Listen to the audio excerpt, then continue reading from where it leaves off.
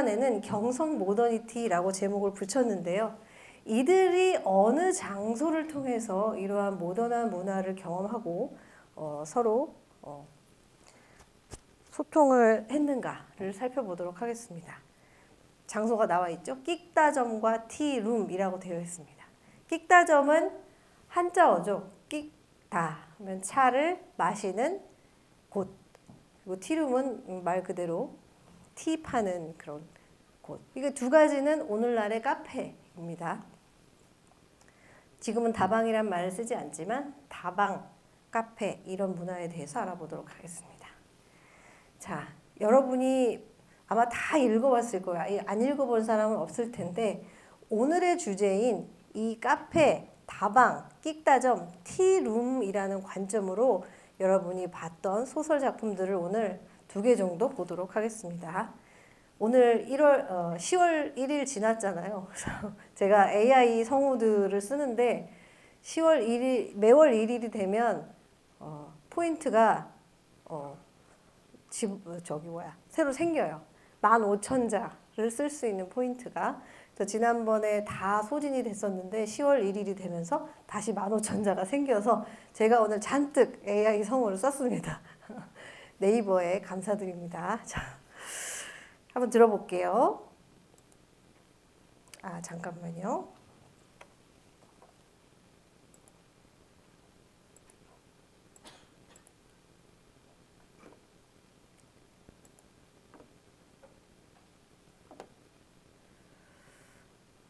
잠깐만요. 소리가 왜 안 나오죠? 무엇으로나 입가심을 하고 싶었다. 커피, 좋다. 그러나 강성역 홀에 한 걸음.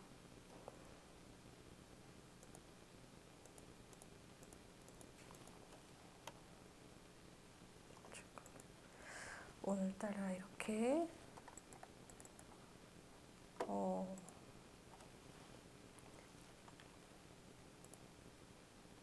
다시 올게요.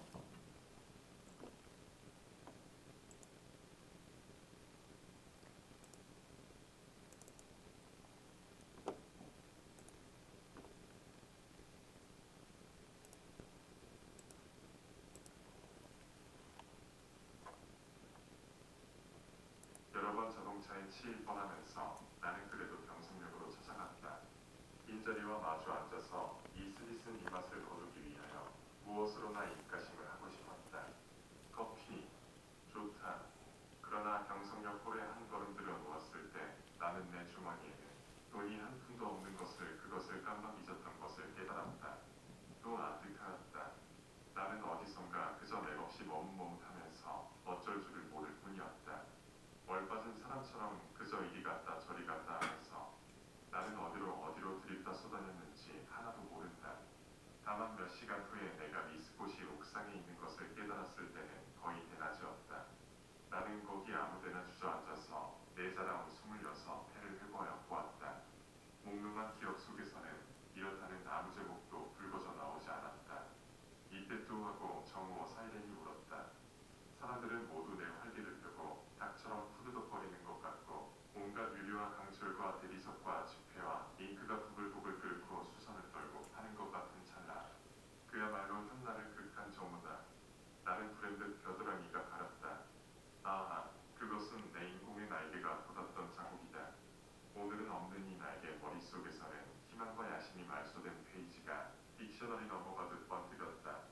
나는 걷던 걸음을 멈추고 그리고 일어나 한번 이렇게 외쳐보고 싶었다. 날개야 다시 돋아라.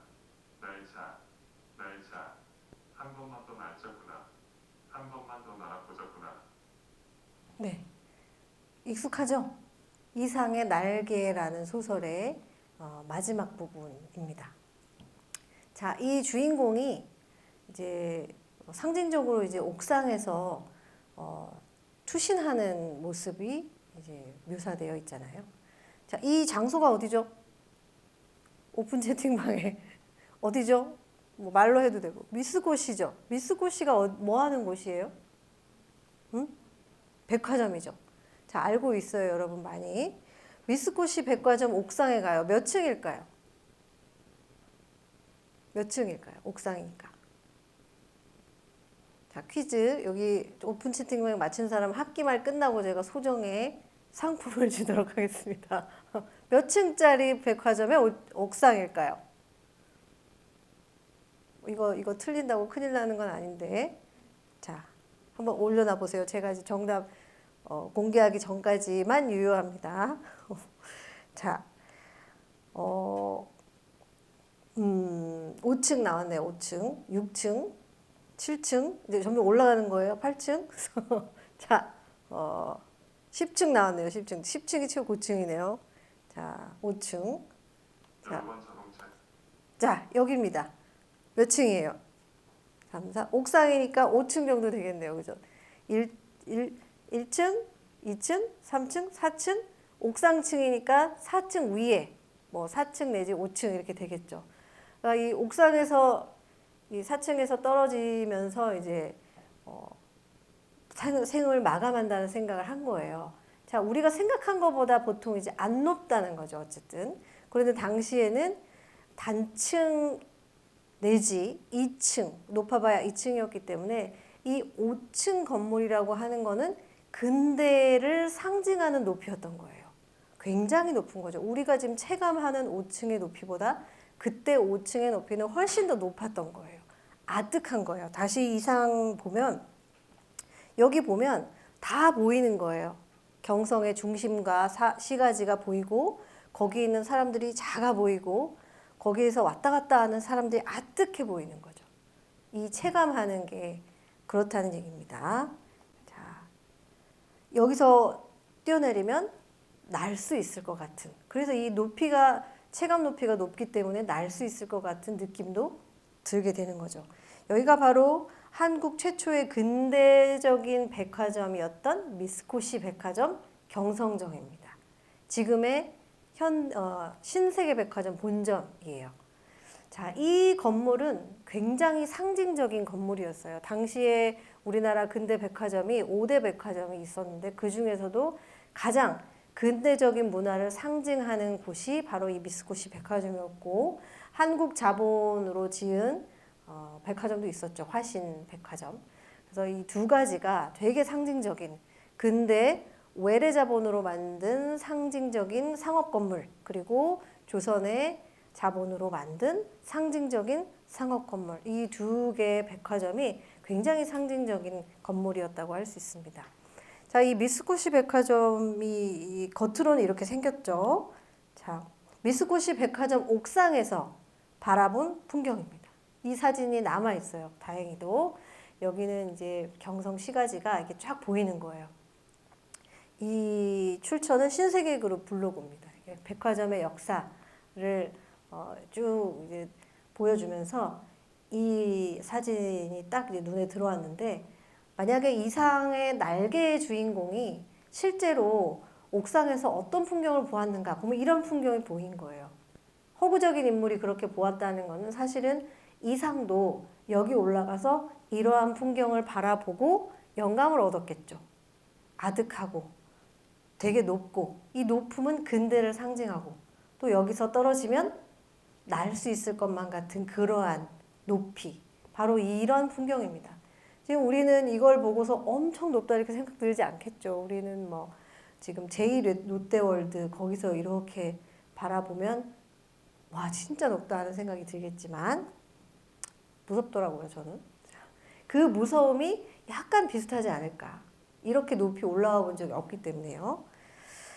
이러한 풍경이 보였다는 걸 우리가 좀 간접적으로 경험할 수 있을 것 같습니다. 자, 이제 점점 더 가까워지고 있어요. 이제 옥상의 모습입니다. 실제 옥상의 미쓰고시 백화점 옥상 모습. 이거는 제가 보여드린 적이 있죠. 미쓰고시 백화점 옥상에 보면 이렇게 커피도 마시고 담소도 나누는 휴게 공간으로 사용되는 장소가 이렇게 있는데 여기 보면 많은 사람들이 있어요. 일본 사람처럼 보이는 사람들도 있고 조선인 복장을 한 사람들도 있고 남녀노소 이렇게 섞여 있습니다.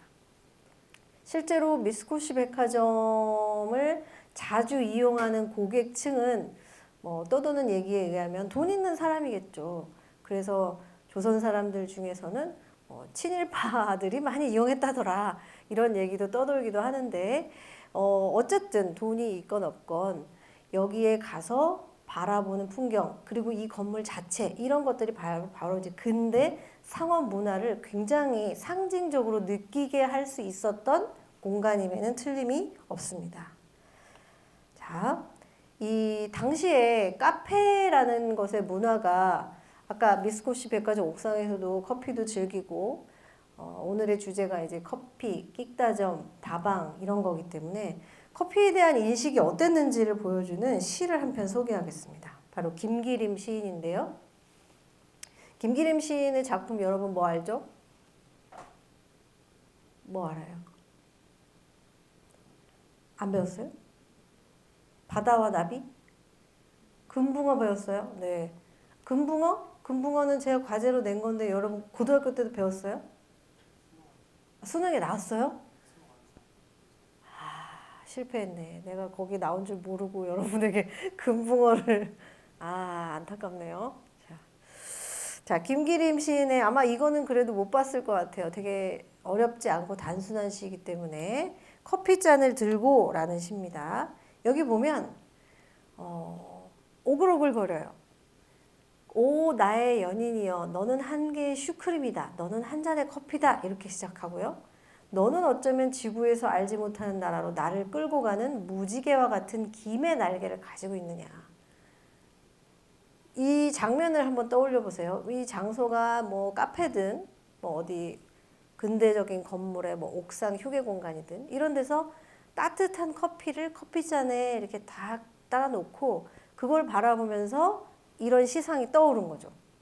자, 여기에서 너는 뭔가 너는 한 잔의 커피고 너는 한 개의 슈크림이에요. 자, 진짜 커피일 수도 있고 이 커피에 어떠한 대상을 대입해서 그 대상을 커피와 슈크림으로 비유한 것일 수도 있겠죠. 어떠한 대상인지 모르지만 이 커피를 어떻게 그리고 있냐면 굉장히 낭만적이고 달콤한 대상으로 그리고 있는 거예요. 그렇게 인식하고 있다는 걸 보여주죠. 자, 지구에서 알지 못하는 나라로 나를 끌고 가는 무지개와 같은 김의 날개를 가지고 있느냐. 커피잔에서 김이 이렇게 올라가는 게 어떻게 이 김을 어떻게 인식하느냐. 지구에서 알지 못하는 먼 나라. 그러니까 내가 알지 못하는 이 조선 청년, 20대 조선 청년이 알지 못하는 저 먼 나라, 가보지 못하는 저 먼 나라로 얘가 나를 끌고 가는 거예요. 이 커피를 보고 있으면, 마시고 있으면. 자, 또 커피가 어떤 역할을 하느냐. 커피든 커피와 같은 나의 연인이든 나의 어깨에서 하루 동안의 모든 시끄러운 의무를 내려주는 짐 푸는 인부의 일을 너는 캘리포니아의 어느 부두에서 배웠느냐라고 시를 써놨어요. 커피가 얼마나 큰 위안이었는지를 보여주죠. 하루의 모든 시끄러운 의무를 지고 있었던 나의 어깨의 그 무거움을 얘가 커피 내지 커피와 같은 이 연인이 풀어주는 거예요. 인부처럼. 짐을 풀어주는 인부처럼. 나 얼마나 이 커피를 좋아했는가를 알 수가 있는 시죠. 여러분 커피 좋아하나요? 별로? 라떼 좋아하나요? 저도 단 거 좋아합니다. 자, 자, 이번에는 어떤 청년 문인의 일기를 한번 살펴볼게요. 2월 월요일 나는 가서 진하고 뜨거운 커피 한 잔 먹었으면 으슬으슬 추운 이 반일 동안 커피 망상만 나다. 이제는 거의 입이 박인 듯하다. 평생 커피 편기해왔다는 발작 위에 풍류를 본받아서가 아니라 언제부터인지 모르는 결에 깊은 인이 박여버린 것이다. 그러나 시골서는 좋은 커피 구하기가 얼마나 어려운가. 낯으로 사다가 찧었다는 진짠 자바를 나란 삐까점에서 나누어다가 넣어보아도 진짠 맛은 나지 않는다. 찧어서 통에 넣은 뿌라질 같은 것은 두 층이나 맛이 떨어진다. 서울서 진한 다갈색의 향기 높은 모카를 마시는 동무는 얼마나 다행한가. 네. 자, 여기 이제 라남이라는 곳은 여기 그 주석에 달아놨는데 함경북도 청진시 인근에 있는 도시입니다. 그러니까 이 라남이라는 곳에 가 있는데 함경북도에 있는 커피 생각이 너무 난다는 거예요. 계속 추우니까 더 커피 생각만 하루 종일 나서 이게 인이 박인 듯하다 그러잖아요. 습관이 된 거예요. 커피 중독. 하루에 커피 한 잔 마시지 않으면 안 될 것 같은. 그래서 발자크류의 풍류를 본받아서 이런 게 아니라 내가 언제부터인지 인이 박인 거다. 그러니까 얼마나 자주 커피를 즐겼는지 짐작할 수가 있는 거죠. 습관처럼 됐다.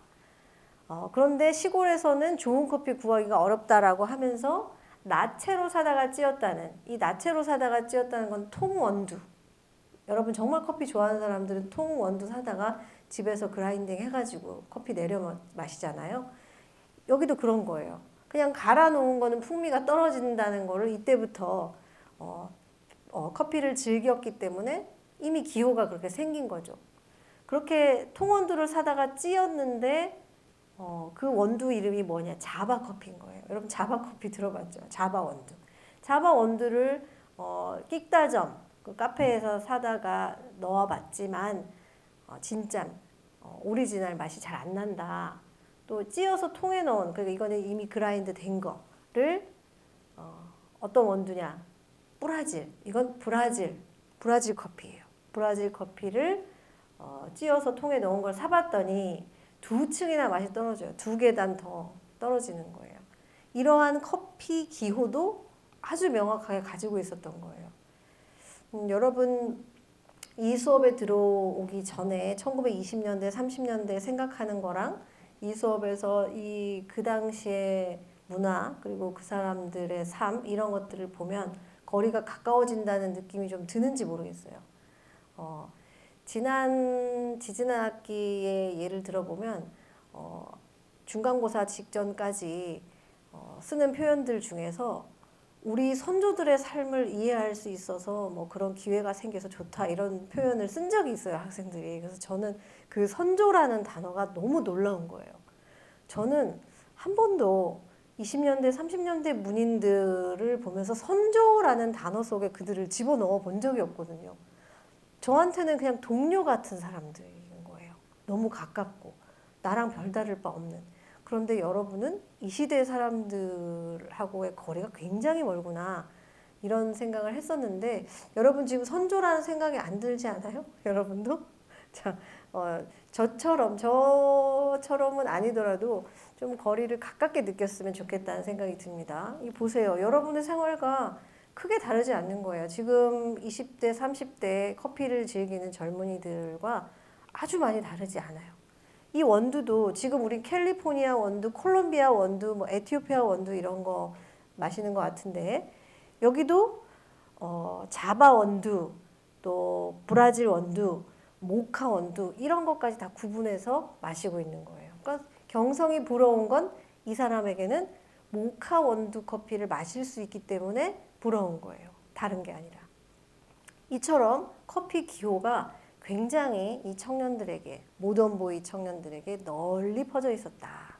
자 여기서 또 퀴즈 하나 내볼까요? 이 사람은 누구일까요? 이 글을 쓴 사람. 여러분이 고등학교 때 이미 들어봤고 공부했던 문인이고요.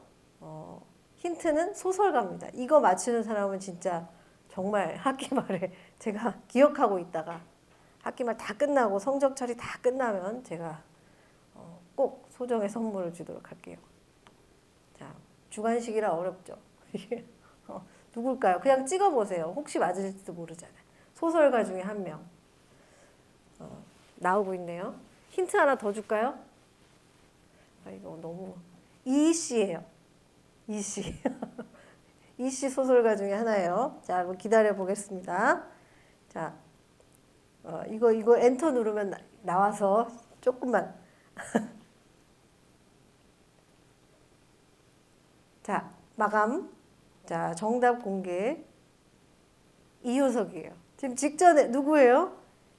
김서윤? 박수. 우리 김서윤 찍어서 맞췄어요. 자, 이효석 소설가가 메밀꽃 필 무렵에 이효석 소설가가 이런 글을 쓴 거예요. 갑자기 친근해지죠.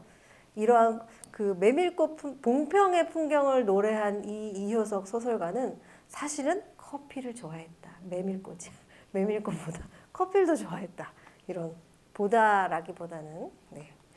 2월 월요일 자 자, 오늘 AI를 많이 보셨어요. 이번에는 아까 박태원이라고 오답이지만 이 다음에 나올 소설가가 박태원, 구보시의 일일인데 이것도 고등학교 때 배웠나요 혹시? 네, 구보시의 일일을 배웠는데 어떠한 관점에서 배웠는지 뭐 주제적인 측면에서 봤을 거예요. 근데 오늘은 어떤 관점에서 보냐면 다방 문화. 이 사람이 얼마나 다방에 많은 발걸음을 하였는지, 이 사람에게 다방은 어떠한 의미가 있는 공간이었는지를 중심으로 한번 보겠습니다. 잊어버렸을 수도 있으니까 한번 AI 성우에게 들어볼게요. 다음에 오후 2시 일을 가지지 못한 사람들이 그곳 등의자에 앉아 차를 마시고 담배를 태우고 이야기를 하고 토요코드를 들었다. 그들은 거의 다 젊은이들이었고 그리고 그 젊은이들은 그 젊음에도 불구하고 이미 자기네들은 인생에 필요한 것 같이 느꼈다. 그들의 눈은 그 광선이 부족하고 꼭 불균 드란 속에서 쉴 사이 없이 제 각각의 모을과 도달등을 하소연한다. 때로 탄력 있는 발소리가 이 안을 찾아들고 그리고 호화로운 웃음소리가 이 안에 들리는 일도 있었다. 그러나 그것들은 이곳에 어울리지 않았고 그리고 무엇보다도 가방에 깃들인 무리들은 그런 것을 없이 여겼다. 구구는 아이에게 한 잔의 가베차와 담배를 청하고 구석진 듯 탁자로 갔다. 의자에 가장 자신 있게 앉아 그는 주문들러온 소녀에게 나는 가루비스 그리고 구구를 향하여 자네도 그걸로 하지. 그러나 구구는 거의 황급하게 고개를 흔들고 나는 홍차나 커피로 하지. 음료 크레피스를 구구는 좋아하지 않는다. 그것은 외설한 색채를 갖는다. 또 그 맛은 결코 그의 미각에 맞지 않았다. 구구는 차를 마시며 문득 뒷가정에서 사람들이 취하는 음료를 가져 그들의 성격, 교양, 취미를 어느 정도까지는 알 수 있을 것이 아닌가 하고 생각해 본다. 그리고 그것은 동시에 그대들의 그때그때의 기분조차 표현하고 있을 때다. 네. 자, 전체적으로 만약에 이 전체 소설이 기억나는 사람이라면 주된 무대가 거리와 다방이었어요. 기억이 나죠? 이 다방에서 거의 하루에 많은 시간을 보내고 있는 것이 이 소설에 드러나요. 그 구보시의 일일 중에서 장소를 시간별로 이동 동선별로 이렇게 표시해 보면 다방거리, 다방거리, 다방거리 이렇게 될 정도로 자, 이 다방의 풍경이 묘사되고 있습니다. 근데 그 안에 있는 젊은이들이 어떤 모습이 있느냐? 호화로운 웃음소리가 들리는 일도 없어요. 어울리지도 않고 그 다방에 있는 사람들은 또 그거를 좋아하지도 않는 거예요. 이런 것들 왜 그럴까? 이 시대 사람들은 우리도 뭐 다방에서 하하호호 거리는 사람도 있긴 하지만 조용히 공부하는 사람들이 많은 게 우리 세태 다방 카페의 문화잖아요. 특징인데 이때는 그냥 이런 멍하게 우울하게 앉아 있는 사람들이 많았던 것처럼 보여요. 이런 소설 작품들을 보면. 자, 그리고 여기서 어떤 음료를 마셨는지 우리가 문화를 볼 수가 있는데, 자, 이 사람이, 이 구보가 만난 사람이 가루피스라고 부르는, 칼피스라고 부르는 음료를 주문하면서 구보에게도 그거를 먹으라고 권하지만 구보는 그게 싫다고 하잖아요. 하얀색, 이게 유산균 음료 같은 거거든요. 어여멀건한 우유, 묽게 타놓은 것 같은 그런 거에 좋지 않다. 그 이유가 여기 나와 있죠. 이런 묘사들이 되어 있습니다. 이게 굉장히 일반적이었다는 거고 이 칼피스는 근대 문화를 상징하는 그것을 내가 향유하고 있는 모던한 근대 주체라는 걸 보여주는 하나의 상징물이기도 했다는 거예요. 이 칼피스를 마시는 사람이다 나는. 이런 것들이. 자, 이것은 누가 그린 사파냐? 이상이 그린 사파예요. 여러분이 알고 있는 우리 날개의 이상이 박태원의 소설가 구보시의 일일에 사파를 그렸는데 실제 그 사파입니다. 여기 사파 보면 이게 구보시가 다방을 중심으로 거리 다방 이렇게 돌아다녔기 때문에 그 사파 내용을 그리고 있고요. 요 밑에 보면 다방에서 다방 테이블 위에 올라가져 있었을 법한 그리고 다방에서 파는 그 음료들이 사파에 그려져 있어요. 여기 보면 뭐가 보이죠? 립톤 보이죠? 립톤. 아이스티로 유명한 그 립톤, 지금도 먹는 그 립톤이 올라가고 있고요. 여기는 뭐라고 써 있어요? 코코아가 올라가 있어요. 그러니까 코코아를 타서 마신다. 되게 힙한 거였던 거죠. 나 립톤 홍차 마셔. 엄청 힙한 거였다는 거죠. 모던 보이들에게. 그리고 이 가운데 있는 게 칼피스입니다. 칼피스가 가운데 있어요. 이 당시에 모던 보이들이 끽다점에서 즐겨 마시던 음료 이 세 종류가 있고요. 여기 보면 브라질이라고 써 있어요. 브라질 원두 커피인 거죠. 이런 것들을 즐겼다는 것이 이상의 사파에서도 드러납니다. 자, 또 다방이 또 나와요. 여기 다방의 모습. 자, 이번에는 요 밑에 성우가 읽긴 했는데 틀지는 않을게요. 여기 보면 자, 이 등 의자를 안락 의자로 바꾸어 감미한 오수를 즐기고 싶다 이런 표현이 있잖아요. 이 등 의자는 당시에 등나무로 만든 가구들을 이 끽다점이나 다방에 많이 두었어요. 그게 첨단 인테리어였기 때문에 그래서 이 등 의자, 등나무 의자를 소파로 바꿔서 여기서 자고 싶은 거예요. 자, 바깥이라는 공간 그리고 카페 내지 다방이라는 공간의 차이가 뭐냐면 이 사람들은 이 시대 모던 보이들, 청년들은 특징적인 감정 그리고 상태, 감정의 상태 이런 것들이 뭐냐면 피로감이에요. 피로감. 여러분들도 피곤하지만 이 시대 청년들은 이 문학작품 그리고 소설이나 시를 막론하고 이런 데 나오는 심리 상태가 대부분 다 피로감을 호소해요. 근데 뭐 때문에 피곤하냐? 밤새서 피곤하냐? 노동을 해서 피곤하냐? 그렇지 않아요. 그냥 이유 없이 계속 피곤하다고 나와요. 이때의 피로는 바로 시대에서 오는 피로인 거죠. 그래서 바깥에서 쉴 수 없었는데 이 다방이나 카페, 티룸, 끽다점 안에서 자고 싶고 쉬고 싶고 이런 감정을 호소해요. 왜 그러느냐? 이건 도피하고도 약간 비슷하죠. 바깥의 현실 그리고 안에 이런 내가 립톤 아이스티 또 브라질 원두 커피, 칼피스, 코코아 이런 거 마시고 있으면 다른 세상인 것 같잖아요. 그래서 아까 김기림이 시에서 뭐라고 했냐면 내가 커피를 마시고 있을 때 저 먼 내가 알지 못하는 곳으로 미안합니다. 알지 못하는 곳으로 나를 끌고 가는 것 같다고 한 거잖아요. 지금 여기에 이 치열하고 고난스러운 현실이 아니라 이 고난과 현실이 없고 왠지 낭만만 있을 것 같은 저 다른 나라, 먼 나라로 나를 데리고 가는 것이 바로 이런 카페 안에 있었던 이런 문화인 거예요. 이 이국적인 음료들이고. 그래서 이 안에서 대추차를 마시는 모던 보이들은 잘 안 보이는 거예요. 현실을 일깨우는 대상들이 지금 내가 늘 마시고 있었던 대추차, 생강차 이런 것들은 그냥 생활을 일깨우잖아요. 근데 멀리 있는 것들 이런 묘사들이 나옵니다. 그리고 여기에 또 사회부 기자, 신문사 사회부 기자라는 지인이 벗이 나와요. 이 사람은 뭐죠? 시인인데 기자를 겸하고 있어요. 우리가 백석도 그랬고 김기림도 그랬고 많은 문인들이 기자 겸 소설가 내지 시인이었죠. 직업이 있고 문학으로 사실 밥 먹고 살고 그런 건 지금도 어려운 일이니까 이런 생계와 또 문학적인 열정을 동시에 추구했다는 걸 보여주고요. 이 사람이 와서 소다수를 달라 이렇게 얘기하죠. 조달수는 소다수를 한자로 차자 표기한 거죠. 그래서 이런 것들이 좀 묘사됩니다. 탄산음료 에이드 마시는 거죠. 탄산음료 에이드. 자, 여기에 여러분이 또 읽었다고 배웠다고 하니까 자, 이제 다른 종류의 또 공간으로 가는데 그게 어디 갔죠? 다료가 어디 나오나요? 다료입니다. 다료가 나옵니다. 조그만 다료.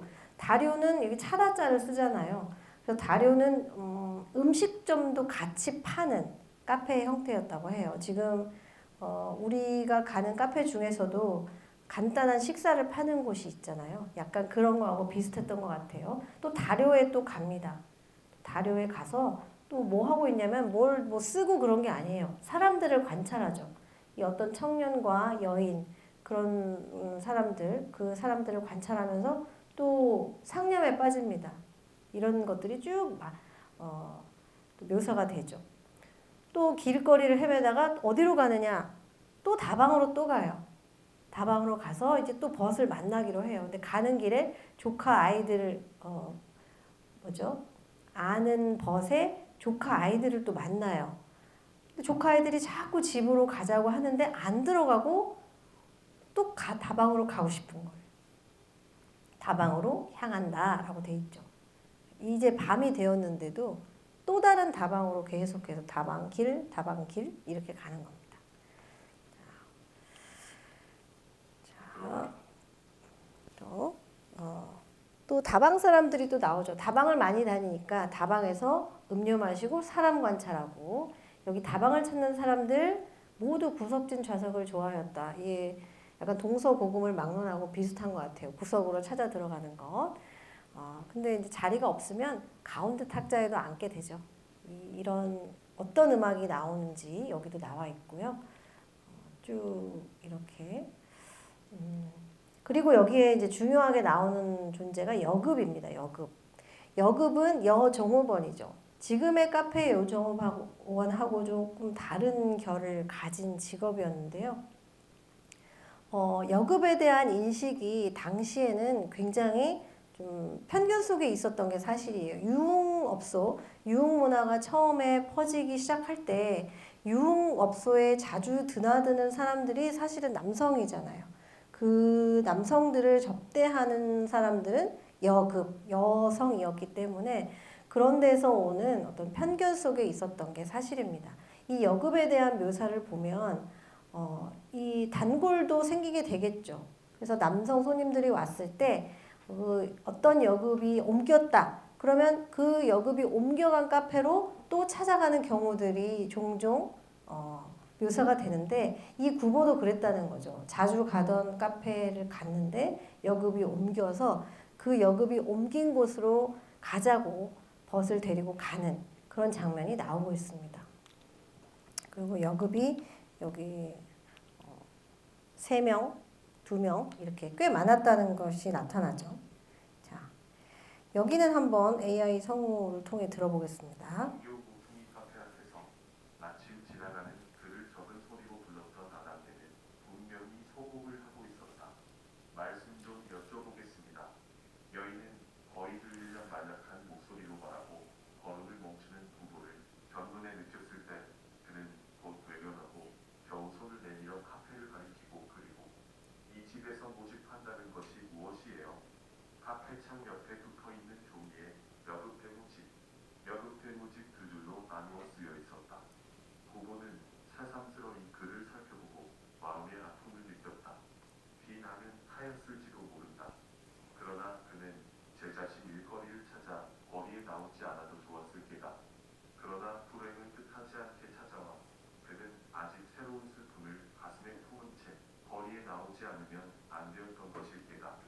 부부가 말을 삼가 여급이라는 것을 주석할 때 그러나 그 분명히 마흔이 넘었을 아낙네는 그의 말을 끝까지 듣지 않고 혐오와 절망을 얼굴에 나타내고 부부에게 문례한 다음 초연히 그 앞을 떠났다. 부부는 고개를 돌려 그의 시야에 든 온갖 여급을 보며 대체 그 아낙네와 이 여자들과 누가 좀 더 불행할까? 누가 좀 더 삶의 괴로움을 맛보고 있는 걸까 생각하여 보고 한숨 지었다. 그러나 그 좌석에서 그러한 생각을 하는 것은 옳지 않았을지도 모른다. 부부는 새로이 담배를 피워 물었다. 그러나 탁자 위에 성냥갑은 2갑이 모두 비어 있었다. 조그만 계집아이가 카운터로 달려가 성냥을 가져왔다. 그 여급은 거의 계집아이였다. 그가 16이나 17, 그렇게 말하더라도 부부는 결코 의심하지 않았을 게다. 그 맑은 두 눈은 그의 두 뺨의 웃음 눈물은 아직 못하게 물들지 않았다. 기억이 새록새록 나나요? 자, 이 여급에 대한 묘사가 나오죠. 여급을 모집을 한다는 그 광고 문구를 보고 소복 입은 여인이니까 아무래도 40대로 보이니까 아마 남편을 잃었을 가능성이 높은데 그 여인이 이제 일거리를 찾아서 거리로 나왔던 상황. 그런데 여급 모집을 한다는 문구를 보고 이 구보가 여급이라는 거는 그런 게 아니고요라고 아마 그렇게 설명하고 싶었겠죠. 그런데 이제 뭐라고 묘사돼 있죠? 혐오와 절망을 얼굴에 나타내고, 이 혐오는 여급에 대한 혐오일 거고요. 절망은 자신의 처지, 여기도 내가 일할 곳이 없구나라는 그 절망이겠죠. 그걸 얼굴이 나타나고 가버렸다. 이렇게 묘사를 하고 있습니다. 이 여급 중에서 지난 시간에 우리가 본 사람이 하나 있죠. 카페 비너스의 마담이었던 보케숙. 굉장히 본인은 그 직업에 대한 엄청난 자부심을 가지고 있었잖아요. 그래서 카페라는 곳이 단순히 술 먹고 활락과 유흥을 즐기던 공간이 아니라 사교의 장이었다. 어떤 사람들과의 사교의 장이냐? 당시 엘리트 젊은 층들, 그런 인사들이 많이 드나들었고, 그들 중에는 신문 기자나 학생이나 문화예술계에 종사하는 사람, 이런 사람들이 대다수였다, 이렇게 묘사한 걸 봤었잖아요. 그런 사람만 온 건 아니었겠지만, 그래서 이 공간이라고 하는 게 유흥이라는 두 글자로 설명이 안 되는 공간이라는 거죠. 그 여급이라는 것도 단순히 유흥업소 종사자라고 규정할 수 없는 존재들이었다는 거예요. 특히나 이 소복 입은 여인이 당시에 일거리를 찾아서 이 소복을 입은 채 상을 당한 지 얼마 안 된 상태에서 길거리로 나올 수밖에 없었던 일제강점기 중심에 있었던 사람들의 경제적인 궁핍, 이런 것들이 다 맞물려서 이러한 문화 속에 다 반영되어 있는 거예요. 녹아들어 있는 거죠. 우리가 사실 이 소설을 문제풀이의 대상이 아니라 이 당시의 문화를 이해하자는 시각으로 보면 이제 여러분은 좀 고등학교 때 봤던 것과 다른 것들이 보이리라고 믿고 싶습니다. 저는. 자, 당시의 다방 문화를 한번 볼게요. 이 구보씨가 왜 다방 투 다방으로 계속해서 이 다방 저 다방을 헤매 다닐 수밖에 없었느냐. 특히 종로 일대 본정, 혼마치라고 불렀던 그 일대를 중심으로요. 당시 다방이라는 게 엄청나게 이제 주목을 받았던 공간이에요. 근대화라는 게 내가 가장 가까이서 느낄 수 있는 게 의복, 먹는 거, 그리고 이러한 건물, 문화 이런 것들이잖아요. 그래서 당시 매체들을 보면 이 다방에 대한 이야기들이 많이 나옵니다. 그 중에 이제 대표적으로 몇 가지를 가져왔는데, 개벽지 여러분 많이 들어봤잖아요. 개벽지에 다방 잡화라고 하는 글이 실렸어요. 그 글 맨 서두에 왜 이러한 코너를 우리가 실었느냐 하는 얘기가 써 있는데요. 경성도 대도시라고 여러 가지가 도시적 요소를 준비하고 있는 중, 특히 끽다점이 늘어가는 것이 기현상이다, 이렇게 진단을 먼저 합니다. 끽다점이 굉장히 많이 늘어나고 있는 거예요. 지금도 카페 계속 늘어나잖아요. 외국인들이 우리나라 와서 놀라는 것 중에 하나가 카페가 너무 많아요 잖아요. 지금 비슷한 현상인 거예요. 물론 이제 다른 원인을 가지고 있겠지만.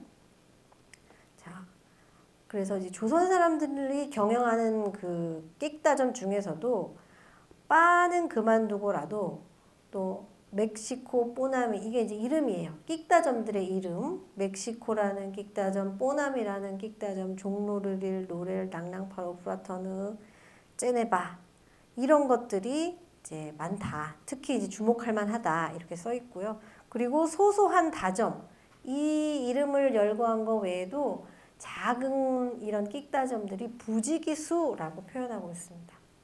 또 그러면 이제 경성을 중심으로 이러한 끽다점 문화가 굉장히 확산됐기 때문에 이렇게 써 있죠. 지방 양반들은 서울 사람들이 구차해서 뭐 음식은 조금만 먹고 물만 마시러 다닌다고 흉볼지도 모르지만, 사실은 찻집이란 객실 대용이고 문사나 화가나 기타 문필업자들의 오후의 휴식소라는 의미에서 그 존재 이유가 상당하다라고 써놨어요.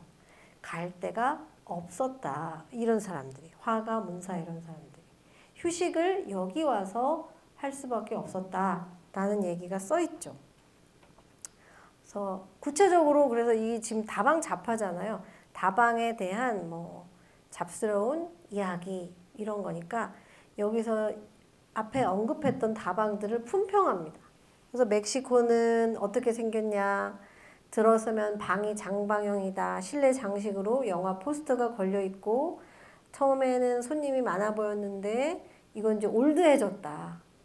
또 고객으로는 누가 왔냐? 영화 연극인들이 많이 온 것 같다. 또 뽀남이라는 것도 3년 됐는데 실내 장식은 뭐 변한 게 없다. 3, 4년이 됐는데도 실내 들었으면 방이 홀쭉하고 답답해 보이고 사각주가 2개나 서 있고 마담도 여러 번 바뀌었다. 근데 이번 마담도 빠지지는 않는다. 뭐 이런 거. 또 방이 좀 더 넓었으면 시원했으면 좋겠다. 이런 품평들을 합니다. 이렇게. 자, 그런데 아까 그랬듯이 이 공간의 의미가 어떤 곳이냐를 설명을 하게 되는데요.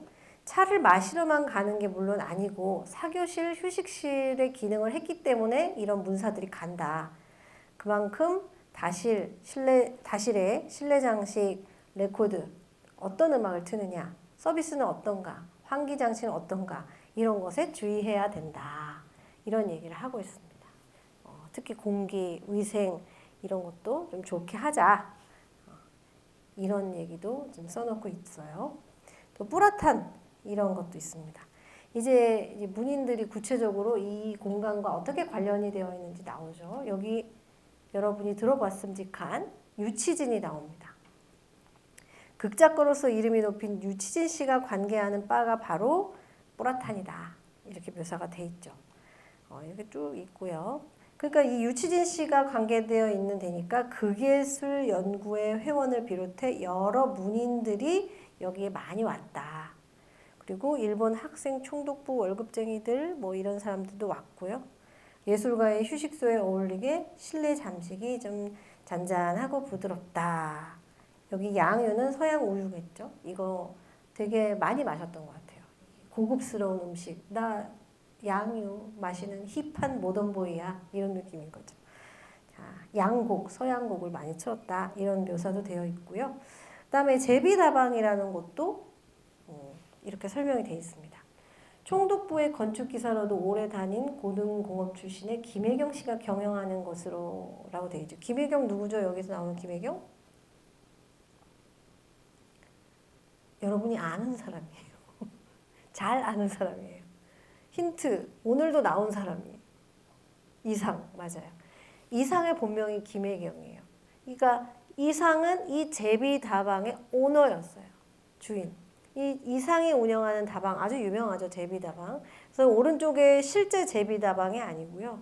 그 당시의 증언이나 문헌들을 바탕으로 재현한 공간이에요. 이 제비다방은 이렇게 생겼을 것이다 라고 하고 재현한 공간입니다. 묘사가 돼 있죠. 종로에서 서대문을 가노라면 10집 정도 가면 오른쪽 페이브먼트, 그러니까 도로 옆에 나일 강변의 여객선 같이 운치 있게 비껴선 집이었대요. 역시 이상이 만들어서인지 이 묘사 자체도 이 자체로 되게 낭만적이죠. 이상이 주인이다 보니 화가, 신문기자, 뭐 인맥, 동경인맥, 유학하고 돌아와서 할 일 없어서 양차나 마시며 소일하는 유한 청년, 그러니까 백수들이 많이 온 거예요. 엘리트 백수들이 여기 많이 와서 있었다라고 하죠. 금홍이 만난 것도 여기라고 하고요. 자, 제비란 이름이 이제 나의 마음, 이 글을 쓴 사람의 마음을 몹시 끈다. 아까 보면 뭐 제네바, 뿌라토는 뭐 이게 되게 서양식 이름인데 제비는 한국식 이름이기 때문에 훨씬 정감이 간다. 이런 묘사들을 해놓고 있습니다. 그러니까 이 문인들과 이 다방이라는 공간은 이 당시에 뗄래야 뗄 수 없는 그런 관련을 맺고 있는 공간이었던 거죠. 자, 이상. 네. 자, 우리의 정지용도 이 다방과 관련이 있습니다. 이 한번 글 AI 성우에게 읽혀볼게요. 고마돌이 주인이 이러한 점을 이용하였던 것인지 양복 가게의 다방이 새로 곁들게 된 것이었다. 다방 이름도 맞아 고마돌이. 다방 고마돌이 입구가 따로 난 것이 아니고 양복점 고마돌이 진열점을 들어서서 걸린 옷 사이를 지나 안으로 들어가면 열고 보면 문은 문이나 문이랄게 대담치 않은 문이 겨우 붙어있던 것이니 문이 열고 닫히는 맛이 풀베트에 손이 닿는 듯이 소리가 없어서들며 남해하는 손님들로 그림자같이 가벼웠었다. 그러한 것이 다방 입구가 되고 보니 다방 고마돌이 간판은 없었고 말았다. 다방 고마돌이는 단골로 다니는 손님들의 의기 간판 노릇하고도 남았다. 그 집 안채가 베개 자실로 꾸며진 까닭에 상당히 크고도 구석구석이 넉넉하였고 눈이 아른거리는 네온 사이는 보이지도 않았고 끼익끼익거리는 바퀴 소리도 들리지 않았고 불빛을 피해 내다보면 아늑한 안마당에는 바로 쏟아질 듯한 봄볕을 볼 수도 있었다. 박스마다 둘씩 넷씩 끼고 보면 폭 파묻히다시피 되어 좌우의 사람들의 아니 고운 눈길을 피하고도 차와 이야기를 즐길만하게 되었다. 서재를 갖지 못한 이들은 넉넉히 글을 쓸 수도 있었고 동인끼리 모여서 산뜻한 잡지를 꾸밀 의논도 하였던 것이다. 네, 자 정지용의 이 글에 쓰여 있는 내용을 보면 이 다방이라는 공간이 문인들에게는 사실은 편집회의도 하고 잡지도 만들고 책을 읽는 서재 역할도 하고 집필실의 역할도 했다는 걸 알 수가 있어요. 특히 이 정지용이 좋아한 이 고마돌이 양복점 안에 있는 카페는 그 간판도 없고요. 여기 묘사된 대로 양복점 안에 들어가면 아는 사람만 갈 수 있었던 거예요. 몇몇. 그래서 쭉 들어가면 제가 이 묘사된 이 따뜻한 풍경을 AI 내 머릿속에 있는 그 풍경을 또 AI를 통해서 그림으로 만들어 보려고 노력을 했는데 정말 답답해가지고 안 되더라고요. 그래서 실패했는데 여러분 머릿속에 한번 그려보세요. 정지용이 이 고마돌이 안에 있는 작은 그 다방에서 바라보던 풍경이 어떤 것이었을지 머릿속에 한번 그려보시기 바랍니다. 중정이 있고 밖은 다른 카페 가면 되게 시끄러운 네온 사인. 우리 이렇게 이 안암에도 뒷골목 좀 가면 푹 파묻혀서 혼자서 명상하고 그러기 좋은 카페들이 있잖아요. 그런 느낌인 거죠. 그런데 거기에 혼자도 가겠지만 여러 사람들, 문인들이 모여서 이야기도 할 수 있었던 거예요. 많이 모였대 봤자 뭐 두세 사람, 네 사람 이 정도 모였겠죠. 이 시기가 언제였냐면 정지용이 구인회를 하던 시기와 겹칩니다. 그러니까 여기에서 나오는 동인끼리 모여서 산뜻한 잡지를 꾸민 의논도 하였던 이 곳은 바로 이 고마돌이이고 그 잡지가 뭐냐? 바로 구인회에서 만들었던 잡지 그리고 구인회 동인 또 이 비슷한 시기에 정지용이 또 관여했었던 가톨릭 청년이라는 잡지 이런 잡지들 그리고 문학에 대한 산실 이 바로 여기 고마돌이를 비롯해서 문인들이 자주 가던 다방이었을 것이다 라는 겁니다. 그러니까 단순히 유흥으로만 설명할 수 없고요.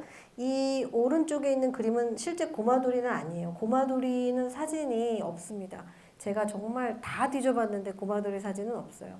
당시에 양복점 사진인데 느낌만 보라고 이런 양복점을 열고 들어가면 다방인지 아닌지 알 수도 없는 그 문인데 안쪽 문을 열고 들어갔을 때 이제 아지트 같은 그런 다방이 나오는 그런 공간이었던 거죠. 저도 너무 이런 데 있으면 소문내지 않고 몇몇 제 아는 사람만 하고 가고 싶은데 이런 공간이 있었다라는 것도 우리가 알 수 있습니다.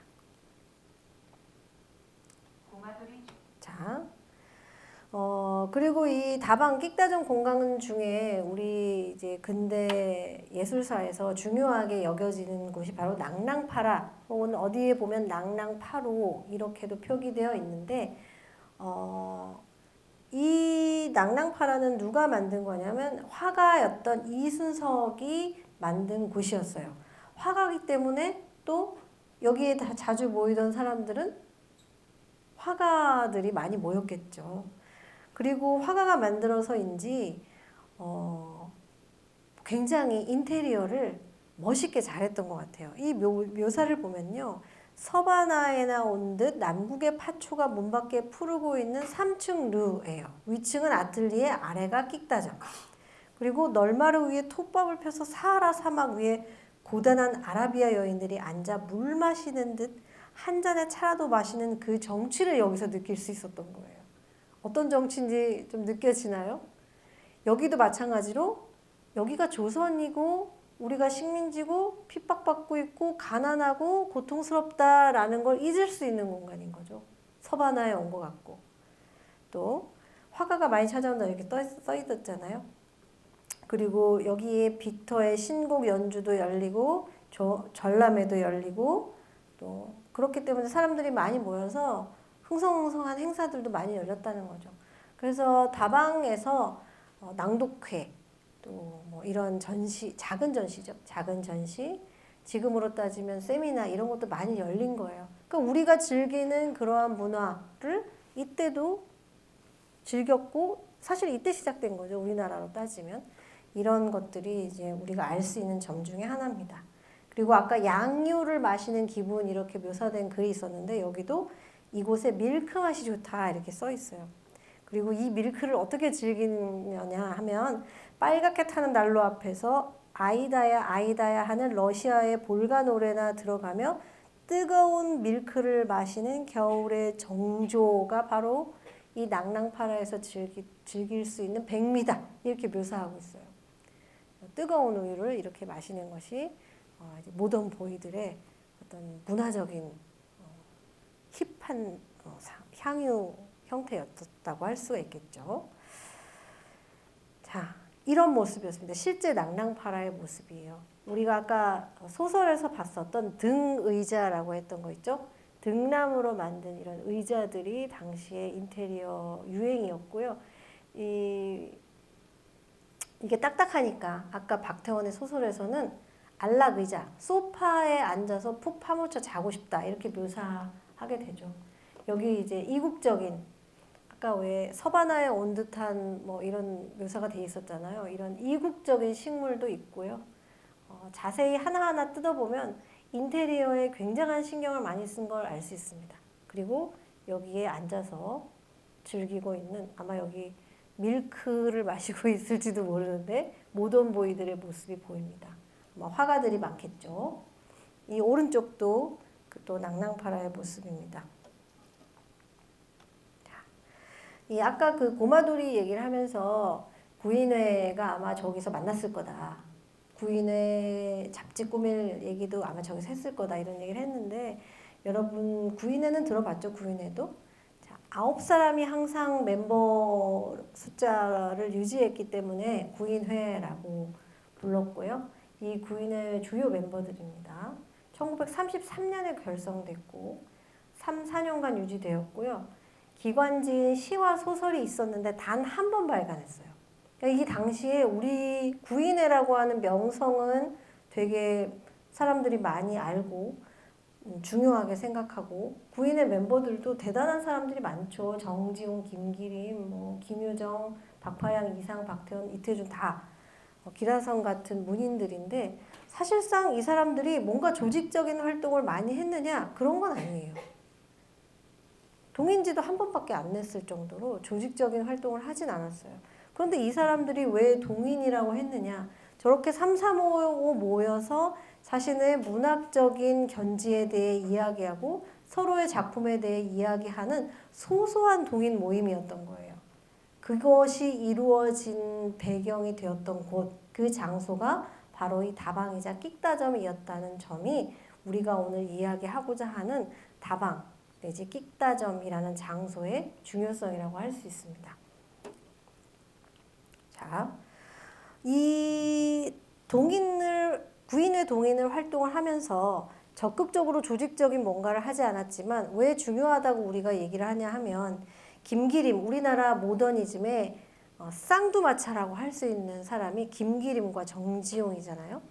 정지용은 시 창작에서 모더니즘의 가장 중요한 모더니즘 문학의 아버지라고 불리고 있고 김기림은 모더니즘의 어떤 이론과 비평에 있어서의 또 다른 또 중요한 축, 이 두 개의 쌍두마차가 바로 공통적으로 구인회 멤버였다는 거죠. 그런데 이 김기림이 본격적인 문학 활동을 시작하고 시 창작을 하게 된 게 바로 구인회를 통해서였다는 거예요. 이 사람들의 영향을 많이 받았다는 겁니다. 특히 아마 정지용의 영향을 많이 받았겠죠. 또 이상도 이 구인회 동인을 계기로 정지용이 주선해서 가톨릭 청년회 처음으로 시를 발표하게 됩니다. 그러니까 이 구인회라는 게 계기적인 역할을 한 거죠. 아주 중요한 역할을 했습니다.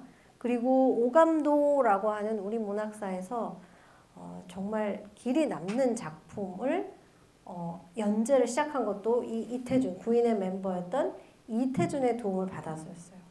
그러니까 이 구인회는 이상이라고 하는 걸출한 우리 문학사의 천재 시인을 만들어낸 곳이라고 해도 무방하다는 겁니다. 네, 그만큼의 중요성이 있고요. 실제로 좀 그랬는가? 이게 나 혼자만의 생각인가? 이게 이제 증언 비슷한 게 있습니다. 글로 되어 있지만 한번 들어볼까요? 우리 집에 오는 문사로는 안석영, 최정희, 정지용, 김상영 씨들과 또 함대훈, 이한구, 김광석 씨 등 해외 문예파 손님들도 가끔 와요. 춘원 씨도 간혹 오시고 팔봉도 이하윤 씨도 김기림 씨도 그리고 언젠가 여류 문사인파가 오셨더구만. 모윤수, 장덕조, 최정희, 노천명 씨는 아마 무슨 집회를 끝마치고 그 길로 오시는 듯. 문사 양반들이 차 마시는 풍경은 퍽 고요해요.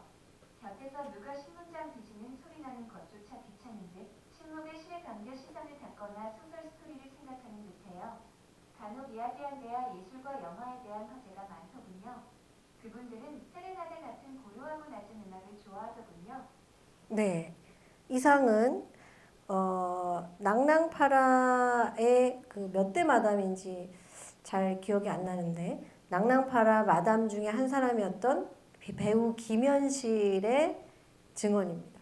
그러니까 이 낭낭파라에 누가 왔냐 이러한 문인들이 엄청나게 많이 왔다는 거예요. 남녀를 가리지 않고 해외 문학파도 오고 조용히 차 마셨다 어떠한 조용한 음악을 들었나 이런 것도 증언하고 있죠.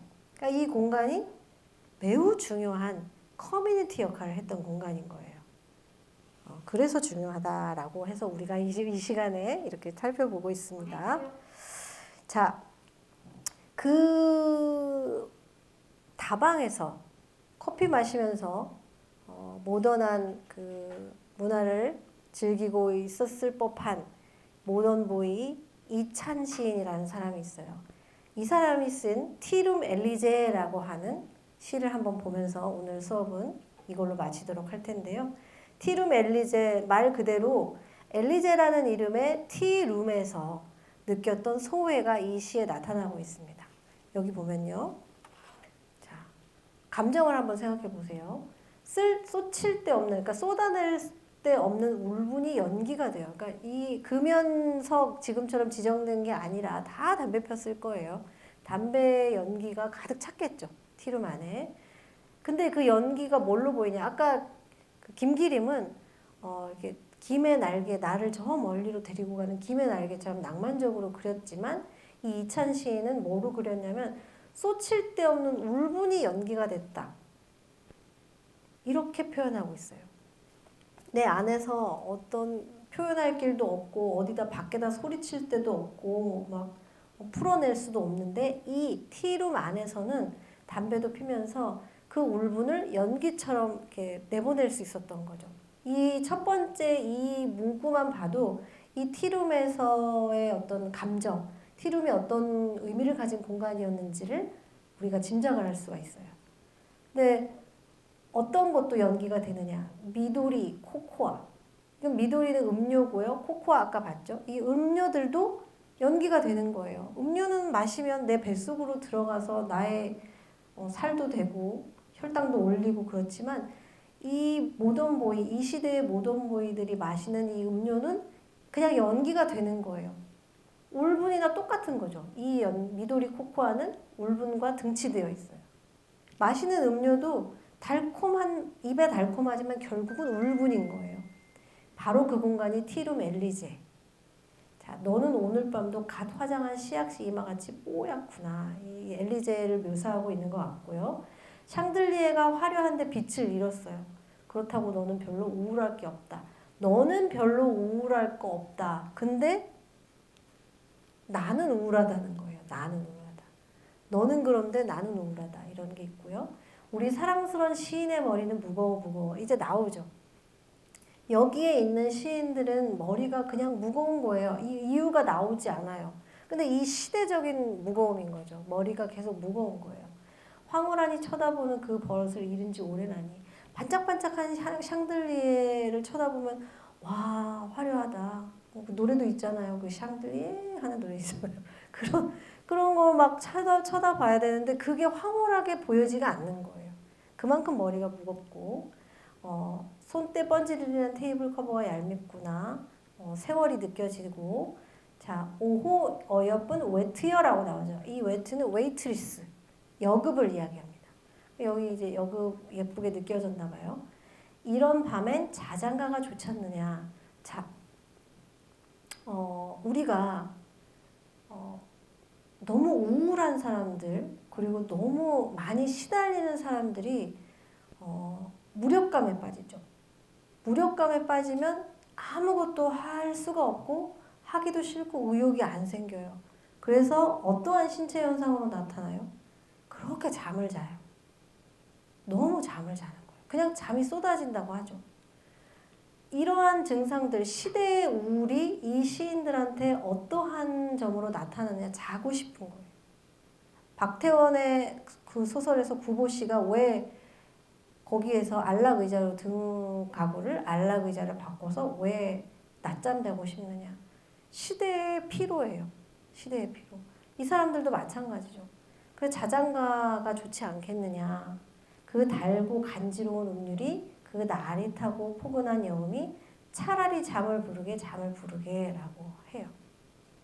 차라리 자고 싶은 거예요. 머리가 너무 무겁고 복잡하고 밖에 나가면 미안합니다. 밖에 나가면 감당하기 어려운 현실의 무게가 어깨 위에 있으니까 그런 것들이 묘사되어 있습니다. 여기서는 그래도 된다라는 거죠. 그리고 밖이라고 하는 상징적인 공간이 나오죠. 밖은 12월 갈 길도 먼데 우리 시인은 추위가 제일 싫단다. 이게 상징적인 모습입니다.